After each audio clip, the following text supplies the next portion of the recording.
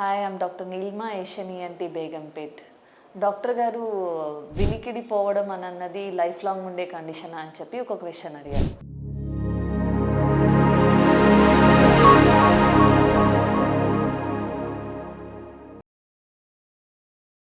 So hearing loss అన్నది it can be either temporary or permanent. Temporary hearing losses అన్నవి ఏంటి అని అంటే ఇయర్లో వ్యాక్స్ పేరుకుపోవడం వల్ల కానీ, బయట ఇయర్లో ఇన్ఫెక్షన్స్ ఉండడం వల్ల కానీ, మిడిల్ ఇయర్లో ఫ్లూయిడ్ ఉండడం వల్ల కానీ, లేదా మనకి ఏదైనా ఓటోటాక్సిక్ డ్రగ్స్ అంటే వినికిడికి సంబంధించి హార్మ్ చేసే మెడిసిన్స్ యూస్ చేయడం, లేదా కొంచెం పెద్ద శబ్దాలకు కాసేపు ఎక్స్పోజ్ అవ్వడం వల్ల కానీ సో ఇలాంటి కేసెస్లో టెంపరరీ హియరింగ్ లాస్ అంటే వన్స్ ఒరిజినల్ కండిషన్ ట్రీట్ చేయగానే మనకి మళ్ళీ హియరింగ్ అన్నది నార్మల్ అవుతుంది.